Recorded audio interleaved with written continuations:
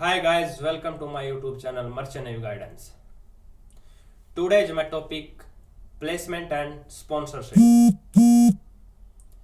If you join this by reference your relative and after clear any exam and other way, that is called your placement. आप किसी भी वे से ship join करते हो उसको placement बोलते हैं. आफ्टर कंप्लीट योर ट्रेनिंग आपके मन में बहुत सारे क्वेश्चन रहते हैं. कौन सा शिप आपको ज्वाइन करना चाहिए, क्या आपको सैलरी मिलेगी, सेलिंग ड्यूरेशन आपका क्या होना चाहिए, आपको एफजी शिप या कोस्टल शिप ज्वाइन करना चाहिए. सो गाइज आज इस टॉपिक पे बात कर लेते हैं. पहले आपके डिमांड्स के लिए बात करते हैं. जो आपकी डिमांड्स रहते हैं, जो आप सब गलतियां करते हैं. आप जहां कहीं से प्लेसमेंट के लिए अप्लाई करते हैं आपकी एक ही डिमांड्स रहती है, सर हमें बड़ी जीआरटी का शिप चाहिए,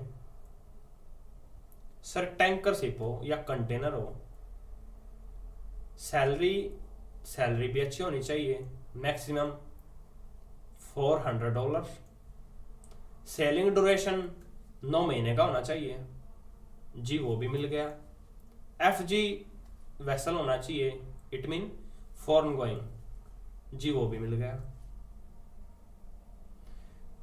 बट आपकी फर्स्ट सेलिंग तो हो गई कंप्लीट. क्या आपको सेकंड सेलिंग के लिए इनवाइट किया जाता है? नहीं किया जाता, बिकॉज वो एक ओनर वेसल था. आपके डिमांड्स तो हो गई कंप्लीट, बट आपने कभी इस पॉइंट को नोट ही नहीं किया जिस शिप पे आपका साइन ऑन हो रहा है वो किस शिपिंग कंपनी से रजिस्टर्ड है. इसलिए आपको सेकंड सेलिंग के लिए इनवाइट ही नहीं किया जाता. ओनर वेसल का क्या प्रोसेस है, ओनर वेसल के बारे में शॉर्ट फॉर्म में जानते हैं. इसके टॉपिक पे भी हम एक स्पेशल वीडियो में एक्सप्लेन करेंगे. किसी पर्सन के पास 2 से 3 शिप जो वो खुद ही हैंडल कर लेता, जिसका कोई ऑफिस नहीं, जिसकी कोई कंपनी नहीं, उसको एक ओनर वेसल बोलते हैं. अब आपको सेकंड सेलिंग में क्यों नहीं बुलाया जाता, अब उसके बारे में जान लेते हैं. गाइज सपोज मैं कैंडिडेट हूं, आप मेरा रेफरेंस हो, मैंने आपको प्लेसमेंट चार्ज पे किया 3 लाख, आपने उसमें से हाफ ओनर को पे कर दिया, मेरा साइन ऑन हो गया.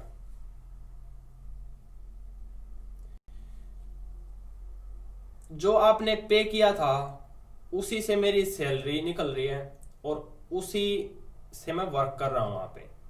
सो ओनर का प्रॉफिट हुआ. मेरे को सेकंड सेलिंग के लिए इसलिए नहीं बुलाया जाएगा. अगर सेकंड सेलिंग के लिए बुलाया जाएगा तो ओनर को खुद से पैसे देने पड़ेंगे, मेरी सैलरी के खुद से पे करना पड़ेगा.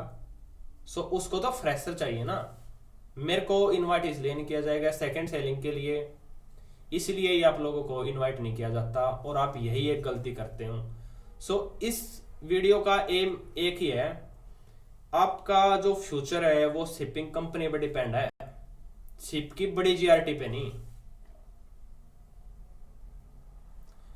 अब आपका जो सेलिंग प्रोसेस है उसके बारे में बात करते हैं. आपको 9 महीने का सेलिंग की प्रोसेस क्यों चाहिए, 12 महीने की सेलिंग की क्यों चाहिए, 6 मंथ की सेलिंग इंपॉर्टेंट है, वो क्यों?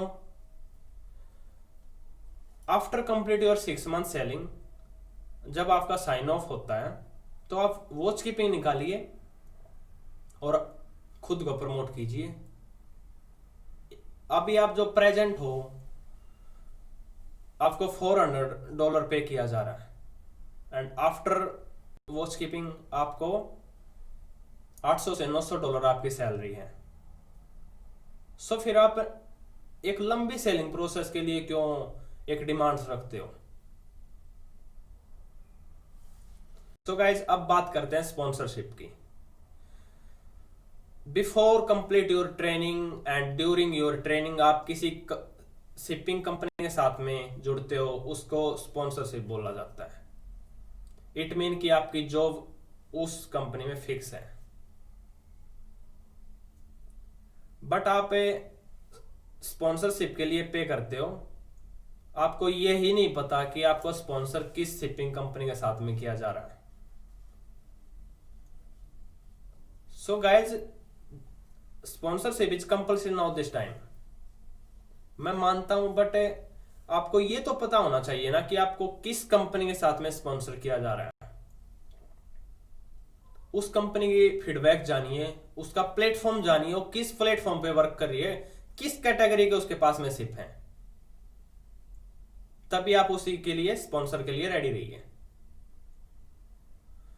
सो गाइज, ये था आज का हमारा छोटा सा प्रोसेस प्लेसमेंट एंड स्पॉन्सरशिप का। नेक्स्ट वीडियो में हम बात करेंगे स्पेशली ओनर वेसल के बारे में। So thanks for watching my video and